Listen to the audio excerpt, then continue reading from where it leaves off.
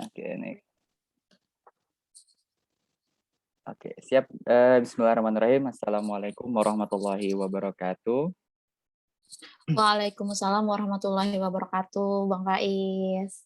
Oke, welcome back to my channel, Muhammad Faiz Fadilah. Di sini saya sebagai data scientist pemula, saya baru belajar data scientist mungkin kurang lebih setahun, dan juga belajar tentang machine learning. Dan tujuan dari bikin YouTube ini tuh untuk meningkatkan pemahaman saya tentang machine learning dan juga data science. Nah, di sini kesempatan kali ini kita akan berdiskusi tentang pendidikan, tentang dunia edukasi. Lebih tepatnya kita akan berbicara tentang bagaimana pengaruh untuk meningkatkan skor siswa. Oleh sebab itu di sini nggak sendirian, di sini ada ibu guru, ya. Halo Kak Rahma. Halo Bang Faiz, apa kabar? Alhamdulillah baik. Ini panggilannya Kak atau Bu aja ya? Alhamdulillah. Kak aja dong. Jangan Bu. Masih terlalu tua. Masih terlalu muda maksudnya. Salah. Oke. Jadi Kak Rahma ini beliau ini sekarang pekerjaannya itu sebagai guru di sekolah Kak Seto ya, di guru Betul. biologi. Ini sekolah Kak Seto ini ada bentuk fisiknya nggak sih Kak? Bentuk fisik maksudnya? Ada gedungnya gitu nggak maksudnya? Ada. Maksudnya Jadi dia kayak sekolah swasta lainnya nggak sih? iya kayak sekolah swasta lainnya kan kita juga ada sekolah formalnya, ada sekolah non formalnya gitu. Cuma aku bagian ngajarnya di yang sekolah non formal gitu. Oke. Tapi kan apa ya? Kayak istilahnya kan sekolah Kak Seto tuh homeschooling ya. Maksudnya terkenalnya orang tahu-tahunya tuh sekolah homeschooling. Oke. Dan Kak Rahma ini juga lulusan dari Pendidikan Biologi Universitas Pendidikan Indonesia Bandung ya. Betul. Oke. Nah, salah satu universitas pendidikan terbaik lah ya di Indonesia. Oke. Amin. Nggak tahu sih sebenarnya terbaik atau enggak. Kalau nggak salah sih buat yang universitas pendidikan, maksudnya undang keguruannya ya. Kalau nggak salah dalam beberapa tahun terakhir ini kayak gitu. Aminin aja Kak Rahma. Iya, amin. Semoga benar. Oke, nah gitu Kak Rahma ya. Jadi Kak Rahma ini udah berapa lama di sekolah Kak Seto? 1,5 bulan. 1,5 bulan lebih 2 bulan. Berarti 1 tahun 8 bulan. Oke, 1 tahun 8 bulan ya, berarti hampir 2 tahun ya. Ya. Oke. Mungkin ada teman-teman di sini yang mau mengenal Kak Rahma, bisa mampir ke IG-nya Kak Rahma. Ya, boleh follow IG aku ya. Apa namanya tuh? Di Siti Rahma Awe. Siti Rahma Awe. Tuh siapa yang mungkin mau nanya tentang biologi atau hukum Mendel Ya, boleh mungkin. atau Ya, boleh. klasifikasi. Asal jangan hukum termodinamika aja. Nasar. Oke, Kak Rahma, kita fokus ke ini ya. Bahasan kita topik saat ini. Oke, jadi saat ini saya sudah mengolah data. Jadi data science ini ada ilmu untuk mengolah data ya.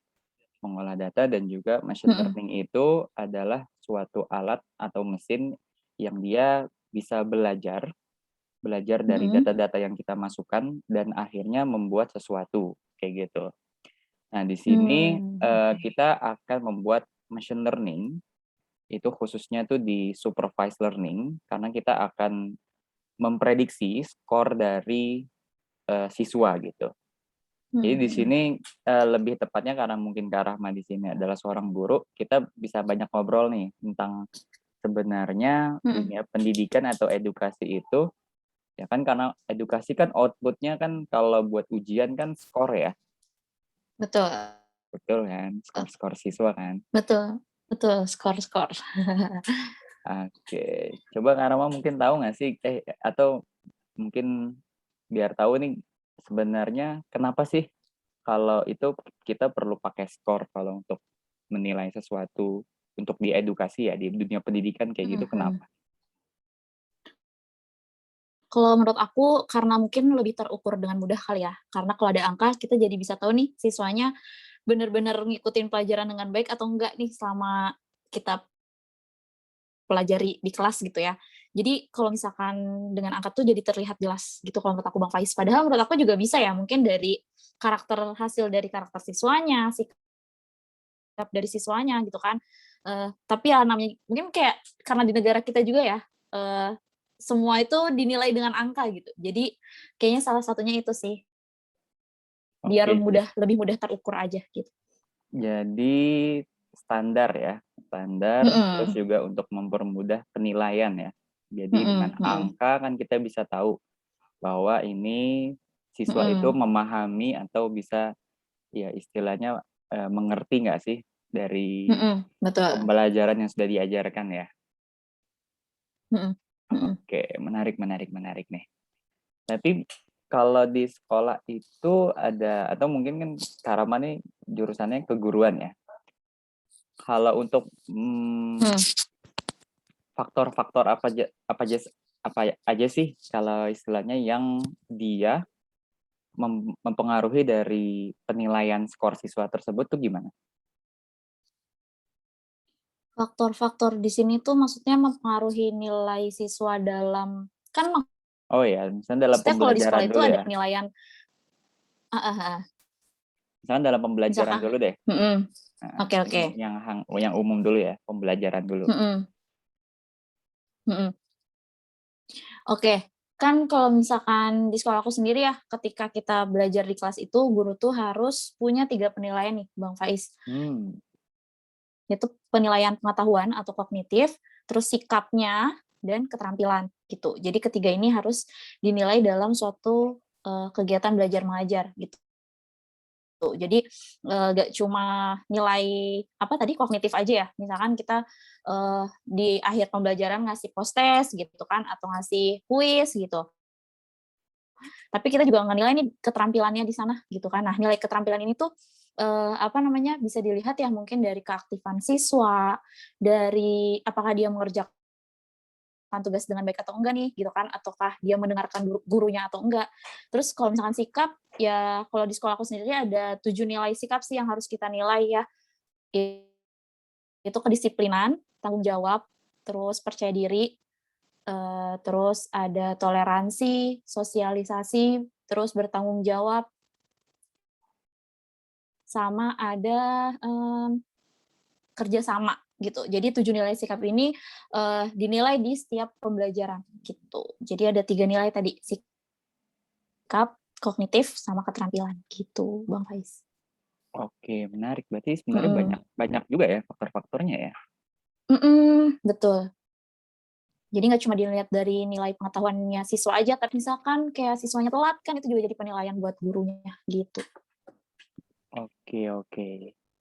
Tapi selama misalkan Kak Rahma menjadi guru nih ya, nah dalam Mhm, dalam istilahnya, ketika tadi kan sudah mempunyai penilaian ya, penilaian tersebut gitu kan. mhm, Nah, penilaian mhm, tersebut itu kan istilahnya juga, apa ya, ada yang mungkin sifatnya pasti selalu objektif ya, ketika guru memberikan mhm, penilaian. mhm, mhm, Ya, maksudnya dia nggak mungkin hal yang kayak istilahnya, ya udah kita nilai dengan sembarangan enggak. tuh nggak bisa ya? Kalau aku sendiri setiap kegiatan belajar mengajar itu ada gitu. Terus misalkan nanti ada yang, aku kasih kuis gitu ya di akhir, terus dia ngumpulinnya telat, juga gitu ya, siswa ini telat ngumpulin dari deadline gitu. Jadi aku sebenarnya punya catatan, masing-masing siswa sih. Jadi nanti ketika mau penilaian, di akhir gitu kan, aku udah punya nilai nih, oh untuk siswa yang telat masuk itu nilainya berapa, untuk yang telat nilainya tugas itu ada pengurangan poin berapa, gitu sih Bang Faiz.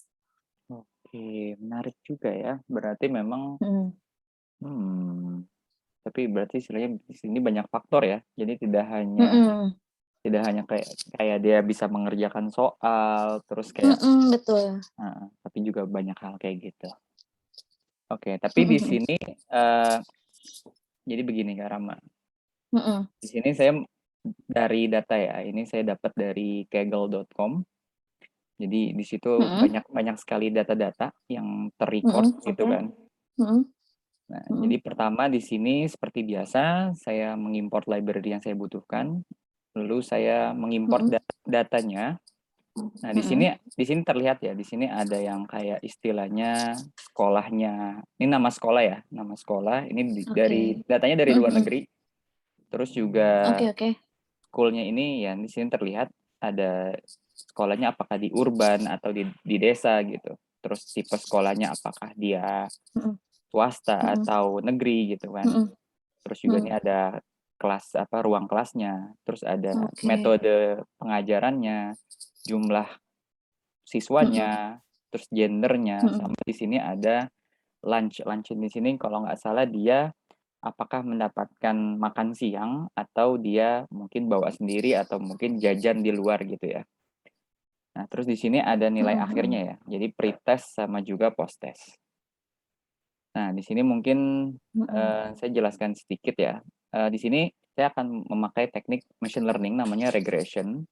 Jadi regresi ini adalah salah satu teknik untuk memprediksi atau meramalkan suatu hal di masa yang akan datang. Jadi di sini kalau misalkan kita bisa lihat nih contohnya, di sini ada sumbu X sama juga sumbu Y. Di sini mungkin contohnya di sini saya ambil dari channelnya megabagus.id. Di sini ada sumbu X itu ada lama bekerja, di sini ada gaji gitu. Jadi di sini adalah data untuk memprediksi berapa gaji seseorang kalau misalkan kita memakai dari sumbu X-nya itu dari lama bekerja.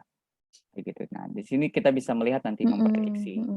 Kayak gitu, memprediksi nanti regression ya. Nah, di sini nanti regresi linear itu kita akan bisa membuat namanya suatu fungsi linear, ya kan?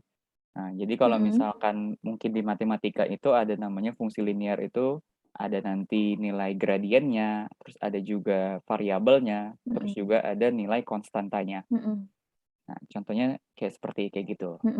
Nah, di sini saya akan membuat machine learning seperti itu Kak Rama, gitu. Jadi nanti akan memprediksi dari nilai post-test. Nah, kira-kira seperti itu. Jadi dari variabel-variabel yang ada ini, saya akan membuat machine learning nanti berapakah nilai prediksi post-testnya tersebut. Kayak gitu. Nah, contohnya mungkin lebih gampangnya kayak gini Kak Rama. Mungkin kalau Kak Rama awam ya terhadap machine learning ini, mungkin Kak Rama sering pakai Gojek ya. Sering pakai Gojek kan ya. Nah, kalau misalkan Go Ride itu kan istilahnya kalau Kak Rama itu memakai layanan ingin berpindah misalkan dari rumah terus ke sekolah Kaseto gitu ya. Nah, di situ nanti setelah Kak Rahma input ya, input titiknya di mana, terus juga output nanti mau kemana gitu. Nanti mesin di situ akan memprediksi nih berapa harga yang untuk perjalanan tersebut kayak gitu. Itu salah satu contoh bentuk di machine learning seperti itu. Nah, tapi kayak gitu. Itu salah satu bentuk contoh ya, salah satu contoh machine learning regresi di dunia nyata saat ini. Nah, tapi kalau di sekolah-sekolah gimana Kak Rama? Belum, masih hal yang awam ya kayak gini ya? Iya, karena sebenarnya kalau misalkan ya kita anggap aja kita mau ujian nasional gitu ya Bang Faiz, pasti kita nggak fokus ke akhir prediksi skor nilainya sih, lebih fokus ke gimana caranya buat anak itu bisa paham materinya dulu gitu. Jadi kalau ke prediksi-prediksi skor kayaknya nggak kayak belakangan ya. gitu, ibaratnya dibelakangkan dulu gitu. Jadi lebih ke prosesnya dulu gitu loh, proses buat si anaknya bisa mencapai hasil yang baik ya kita fokus ke prosesnya dulu gitu. Jadi akhirnya nggak dikebelakangkan dulu lah gitu. Ya nggak apa-apa. Ini mungkin masih hal yang baru sih kalau terutama di Indonesia. Makanya saya buat channel ini tuh untuk sebenarnya memperkenalkan. Karena mumpung saya juga lagi belajar untuk meningkatkan juga. Jadi istilahnya memperkenalkan sih bahwa oh ternyata ada loh, dengan kecanggihan IT saat ini, kita bisa Mhm. meramalkan prediksi sesuatu ke depannya itu untuk kebutuhan Mhm. permasalahan kita, kayak gitu. Oke oke. Mhm mhm. I see. Oke, tapi di sini kayaknya, faktor-faktor tadi kurang banyak ya, Kak Rama, ya? Tadi kan Kak Rama banyak tuh, ada tentang kognitif, ada kayak gini. Ini Mhm. terbatas sih mungkin. Mhm mhm. Iya iya. Nah, Ini tapi nggak lebih apa, ke umum sih kalau yang aku lihat. umum ya. Oke, selanjutnya di sini saya Iya. akan melihat dari informasi dari datanya. Di sini memang Mhm. kalau ada non null ini artinya berarti tidak ada data yang kosong. Artinya data ini sudah cukup Oh, clean, bersih oke. untuk bisa kita proses. Lalu kita lihat, Oke. nilai-nilai ya, nilai-nilai dari tiap, atribut. Ada tadi sekolahnya nih. Nah, ini nama-nama sekolah ya, ini nama-nama sekolah. Mhm. Terus di Oh, sini oke. juga ada tentang, sekolah itu berada di mana, ada di apakah di kota urban atau suburban ya, di Mhm. kota satelit atau di Mhm. perdesaan. Terus tipe sekolahnya apakah Mhm. di swasta, non publik atau di negeri ya. Nah, terus di sini Mhm ada mhm. juga metode pengajarannya ya. Di sini ada standar dan juga eksperimental. Nah, kalau metode pengajaran tuh banyak nggak sih Kak Rama? Mungkin dari literatur atau mungkin dari eksperimen atau istilahnya dari teori orang gitu. Di sekolah Kak Seto Banyak. tuh punya ini nggak? Atau kayak kayak teaching method tuh kayak misalkan kayak Montessori itu salah satunya ya? Iya. Jadi sebenarnya emang, apa, kalau menurut aku sendiri ya, teaching method ini menurut aku disesuaikan dengan materinya kali ya, Bang Faiz. Kalau di biologi sendiri ya, kalau aku kadang memang ada materi yang kalau dijelaskan dengan standar atau dengan kayak diskusi jawab doang gitu ya, itu kayak lebih susah untuk dimengerti buat siswanya gitu. Jadi kadang memang harus, eee, apa namanya, kita ngelakuin eksperimen sederhana gitu ya, mungkin percobaan sederhana, praktikum sederhana kayak gitu ya, biar, kebayang nih siswanya seperti apa. Karena, aku sendiri ya, mungkin ngerasain juga sama kuliah, kalau misalkan teori doang tuh kayak nggak nyambung gitu ke otak, tapi kalau udah, di apa, dicoba dengan praktikum tuh kayak kegambar, oh ternyata tuh seperti ini, kayak gitu. Makanya sebenarnya kalau untuk biologi ini, kalau aku kan pernah ngajar juga ya dulu di Lembang gitu kan, aku ngerasain banget bedanya gitu loh Bang Faiz, kalau misalnya sekarang kan di kota banget gitu ya, bener-bener di tengah perkotaan gitu kan, yang lahan sekolahnya aja tuh nggak ada halaman yang luasnya gitu ya. Jadi kadang sangat terbatas banget sih dari si metode pengajarannya itu. Beda banget dulu kalau di Lembang, aku sering banget ngajak anak-anak ke lapangan langsung gitu Oh, ya, kayak ngamatin tumbuhan paku, ngamatin lumut aja tuh langsung gitu kan, karena memang sekolahnya di daerah pedesaan gitu ya, maksudnya, di sana masih banyak lahan, masih banyak, lingkungan yang memadai untuk, pembelajaran biologi ini sendiri gitu. Jadi, itu berpengaruh banget sih, si metode pengajaran ini, metode belajar ini mengaruh banget. oke, berarti bisa langsung ngelihat ya, emang secara eksperimental berarti ya. Secara eksperimen Iya benar, kita bisa lihat mhm. bahwa bagaimana tumbuhan yang bentuknya dikotil, monokotil kayak gitu ya, berkambium atau Iya tidak betul. berkambium. Mhm mhm mhm Betul mhm. betul betul betul. Bisa Berarti gitu. memang benar juga sih, semua tergantung dari mata pelajaran ya. Kalau standar ini berarti kan istilahnya Mhm. mungkin di dalam kelas atau secara teori gitu ya. Secara teori, kalau Iya betul, eksperimental berarti mhm. emang secara praktek. Mhm mhm. Oke. Nah, selanjutnya ini ada atribut tentang lunch, berarti dia apakah mendapatkan Mhm. makan siang ataupun tidak ya. Jadi di sini ada yang memang tidak, ada yang Mhm mhm. mendapatkan free lunch seperti ini. Terus Mhm juga mhm. dari gendernya di sini ada female dan juga male. Terus di sini classroomnya emang classroomnya cukup banyak. Student ID-nya juga cukup Mmm. banyak. Nah, sehingga di sini Mhm. saya akan mendrop atribut yang mungkin merasa tidak penting, terutama di classroom ya. Classroom sama student ID Mhm ini mhm. saya akan drop karena nanti untuk masuk ke machine learning ini suatu hal yang tidak dibutuhkan. Oke, nah selanjutnya di Oke. sini saya akan Mhm. bisa melihat secara statistik deskriptif ya, dari yang sudah Mhm mhm. tipenya numerik. Jadi di sini ada jumlah muridnya, terus Mhm. juga pretestnya sama posttestnya. Nah, di sini kita bisa melihat dari rata-ratanya, mean, standard deviation, terus nilai minimumnya, terus jadi dari kuartilnya juga ada sampai maksimumnya. Nah, mungkin kalau kita bisa lihat secara grafik distribusi normalnya, nah di sini jumlah muridnya, terus juga ini adalah nilai pretest sama posttestnya. Nah, di sini mungkin kalau secara distribusi normal ini cukup baik ya, cukup baik. Jadi tidak skewness-nya juga tidak positif atau juga tidak negatif gitu. Karena pernah belajar ini nggak, apa namanya, distribusi normal di statistik? Jarang kali ya? Pernah sekali doang, soalnya dulu malah statistika tuh mata pelajaran semester 3 gitu loh Bang Faiz, sedangkan penelitiannya udah Waduh. semester 8 ya. Kayak jauh banget gitu. Iya, pernah dengar. Ya, jadi distribusi normal ini kan kita bisa lihat bagaimana apa namanya, range ya, range dari jumlah misalkan dari sini kan end student-nya tuh dari 15 sampai 30 kita bisa lihat ini. Oh, bagaimana kan biasanya kalau distribusi normal tuh yang paling bagus itu dia seperti kayak tapal kuda ya. Nggak condong kanan, nggak condong Iya ke iya iya. kiri gitu. Sehingga di sini sudah cukup baik datanya, sehingga kita bisa lanjutkan ke area selanjutnya.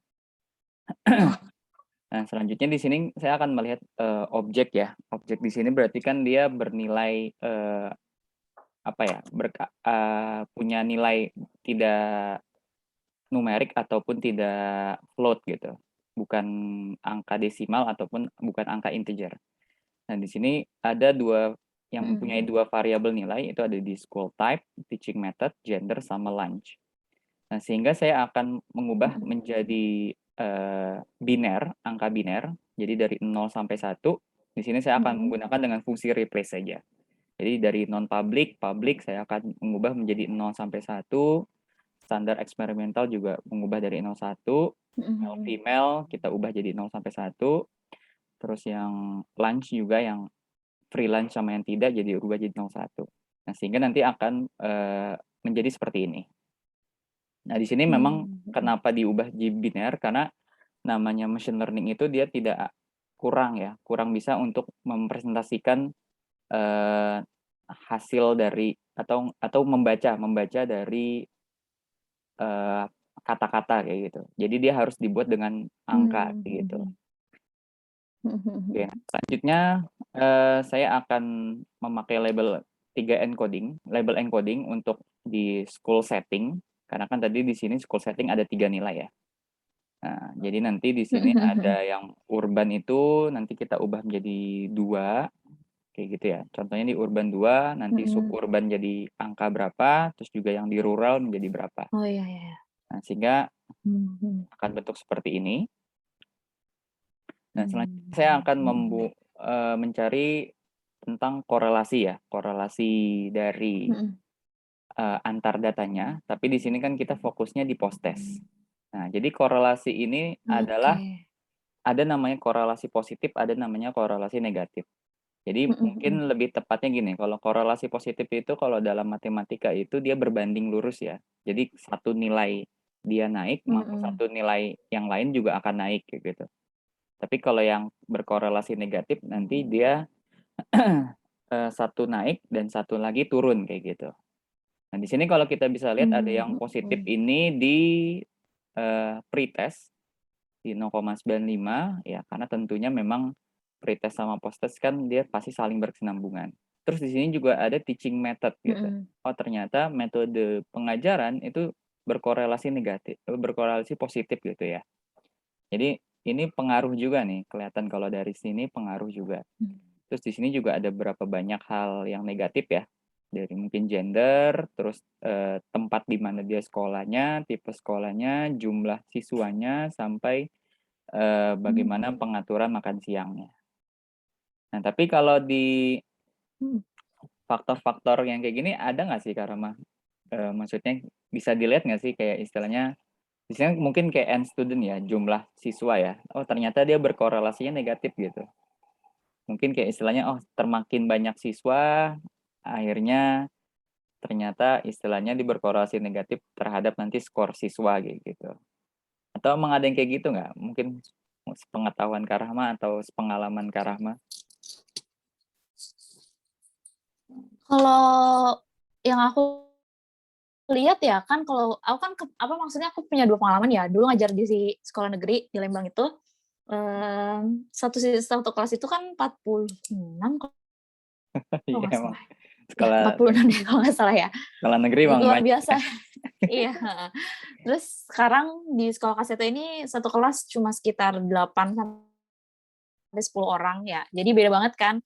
Jadi kalau menurut aku semakin dikit siswa harusnya nilainya semakin bagus sih Bang Faiz, karena bisa diperhatikan semua gitu ya, rata gitu diperhatikan sama gurunya gitu ya. Kan bayangkan kalau misalnya 46 siswa, eee, gurunya mau memperhatikan satu-satu juga keburu waktunya habis gitu kan. Eee, maks Maksudnya dalam artian di sini, kalau aku belajar yang di sekolah Kaseto ini ya, kalau aku belajar pasti aku panggilin satu-satu gitu ya, aku tanyain satu-satu udah paham belum, ada yang mau ditanyain belum gitu, bener-bener dipanggil satu-satu gitu. Tapi kalau dulu di, 46 siswa itu kayak pasti nanyanya secara umum gitu, nggak dipanggilin satu-satu. Jadi harusnya yang sedikit siswa ini harusnya lebih bagus sih nilainya, karena selain dari kondisi ruang belajar yang nggak berisik, lebih nyaman, lebih tentram, lebih fokus gitu, kalau menurut aku. Oke, berarti ini apa ya, mesin di Mhm. sini melihat kayak istilahnya, oh berkorelasi negatif nih termasuk yang benar ya. Ini sesuai dengan Mhm pengalaman Kak mhm. Rahma ya. Mhm. Oke, sip sip. Oke, kita lanjutkan, untuk yang, Oke. atribut school di sini saya akan Mhm. membuat sebagai get dummies karena kan tadi cukup banyak ya sekolah-sekolahnya. Di sini ada yang sekolah CCAAW, ini lebih ke di Mhm coding mhm. sih, di kode gitu biar tidak Mhm. tidak ketahuan. Karena kan di sini datanya Iya iya iya. bersifatnya publik ya, jadi dibuat seperti itu. Iya iya. Mhm mhm. Oke, nah di sini dan akhirnya kalau misalkan kita buat korelasi lagi, ternyata makin banyak ya. Ternyata ada yang school dari IDGFD ini juga berkolase positif gitu, ada yang UK, Mhm. PGS gitu. Berarti kemungkinan nih sekolah-sekolah yang positif ini yang mungkin sekolah unggulan kali di Mhm negeri mhm di mhm. negerinya sendiri. Mhm mhm. Oke, selanjutnya di sini saya akan melihat tentang, apakah ada data outlier dan ternyata di sini kalau bisa kita lihat, dari menggunakan box plot tidak terlalu banyak Mhm. data outlier sehingga cukup bersih juga, bagus juga sebelum kita masukkan ke machine learning. Nah, lalu di sini memang kalau kita lihat secara, distribusi normal, ya karena memang di sini banyak, angka biner, jadi kita bisa Mhm mhm. abaikan. Oke, nah terus selanjutnya kita akan langsung masuk ke machine learning-nya. Di sini saya akan membuat menjadi X ya, sumbu X sama sumbu Y. X ini saya Mhm. akan drop dari post test-nya dan sumbu Y-nya itu adalah, eee, atribut di post test-nya. Mmm. Oke, nah selanjutnya di sini saya akan, membagi membagi menjadi data training sama juga data testing dengan untuk test size-nya ini Mhm. 20% dan juga data training-nya ini menjadi 80%. Dan sini saya akan membuat, dari sklearn linear menggunakan linear regression. Oke, jadi kalau kita Mhm. bisa lihat di sini Y-train sama Y-test-nya kita bisa lihat dari yang data yang akan kita latih ini sekitar 1.700 dan juga yang testingnya ini 427. Oke, selanjutnya kita fit, linear regression-nya ke X-train sama Y-train. Nah, dan selanjutnya di sini, selanjutnya saya akan membuat prediksi ya, membuat prediksi, Mhm mhm. dengan linear regression tersebut, lalu saya akan melihat evaluasinya, evaluasinya dari Y-train ini. Biasanya yang kita lihat itu adalah dari nilai R-square sama mungkin juga di RMSA. Kalau kita lihat R-square-nya di sini mencapai 1 ini cukup baik, berarti data training-nya dan Mhm mhm. RMSA-nya juga kurang dari terlihat kecil ya, 3,1 ini terlihat kecil. Lalu kita tes ya, tadi kan di data training, sekarang di data testing. Oke, kalau kita bisa lihat di R-square-nya ini 0,948, artinya berarti dia tidak terlalu jauh berbeda dengan data training, berarti datanya ini cukup fit ya, tidak Mhm. tidak overfitting atau underfitting.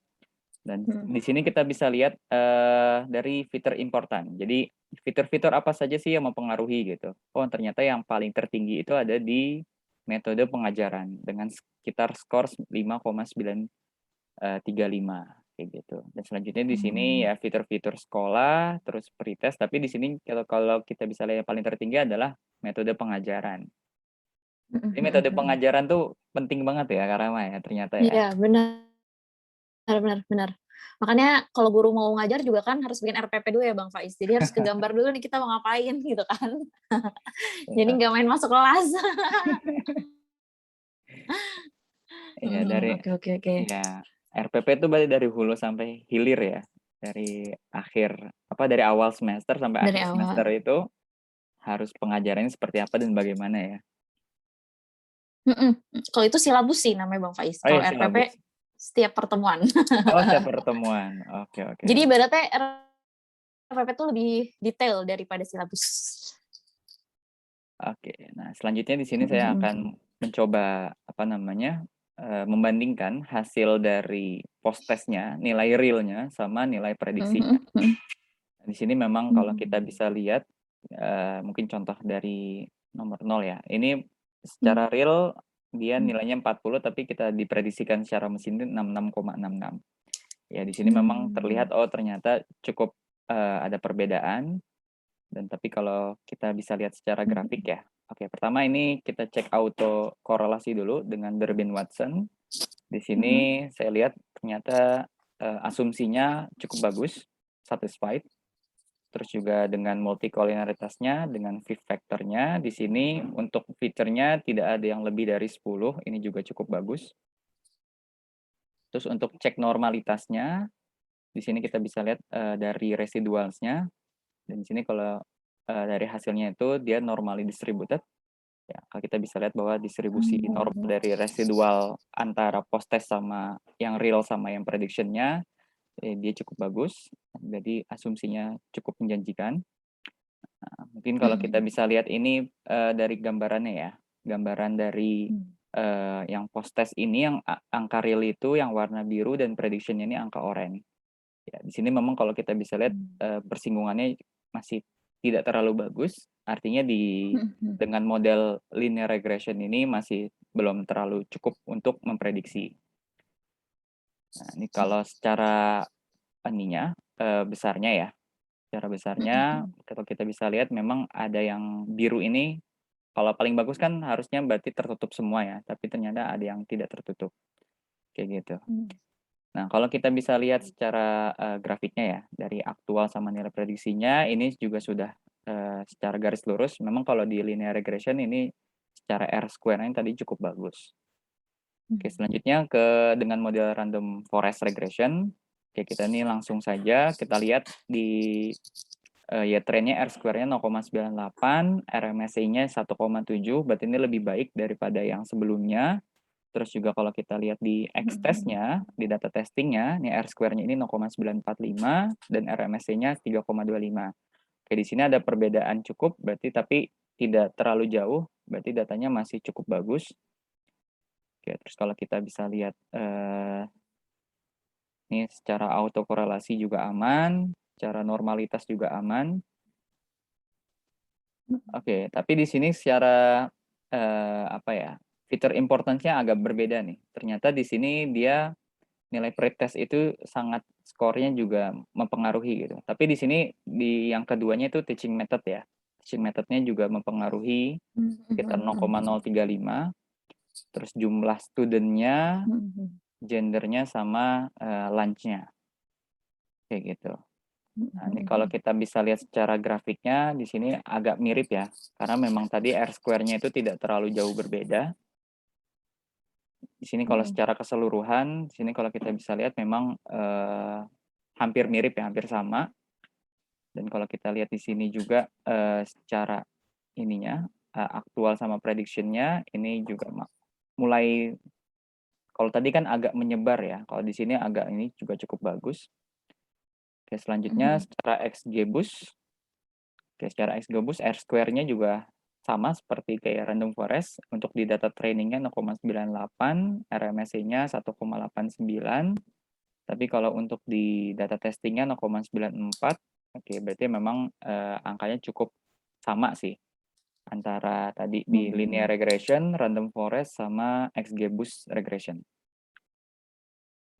Oke, tapi kalau di sini secara fitur importantnya ini cukup berbeda lagi, tapi dia mirip ya sama kayak random forest di paling tertinggi ini di pretest.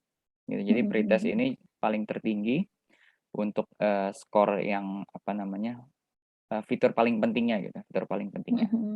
Oke, kalau kita cek autokorelasinya tetap aman, terus juga normalitasnya juga masih tetap aman. Terus ya ini secara grafiknya masih sama ya.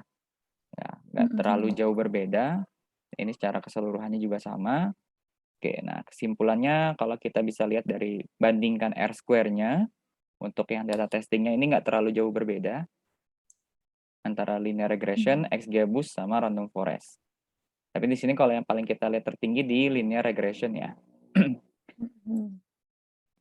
Oke, terus untuk di RMS score-nya juga tidak jauh berbeda, tapi di sini kesimpulannya kita bisa memakai nanti linear regression. Oke, tadi linear regression berarti yang paling tertingginya tuh metode pengajaran ya.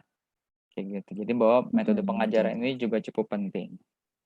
Oke, jadi begitu Kak Rama kira-kira ini tentang cara membuat machine learning gitu. Jadi Kak Tapi Rama dari sini jadi ini ya, maksudnya jadi tahu nih, kalau pretestnya sekian, bisa jadi prosesnya sekian gitu loh. iya, bisa jadi Jadi tadi kelihatan turun. apakah naik ataukah turun gitu. Iya, betul. Kayak gitu. Ya, ini salah satu penerapan machine learning Kak Rama ya. Gitu.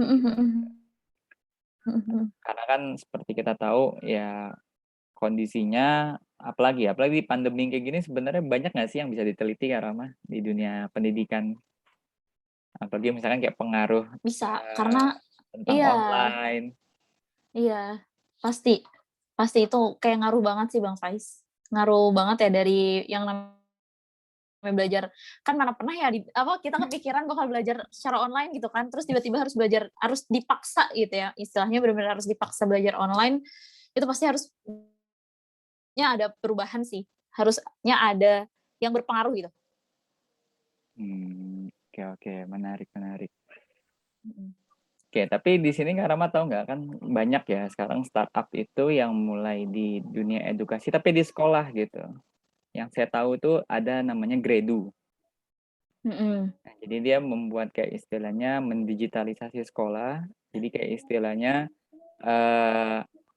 orang tua siswa itu dapat reportnya gitu loh tiap hari. Jadi tiap hari itu siswa nanti dia belajar apa aja, terus bagaimana nilainya, bagaimana sikapnya kayak gitu.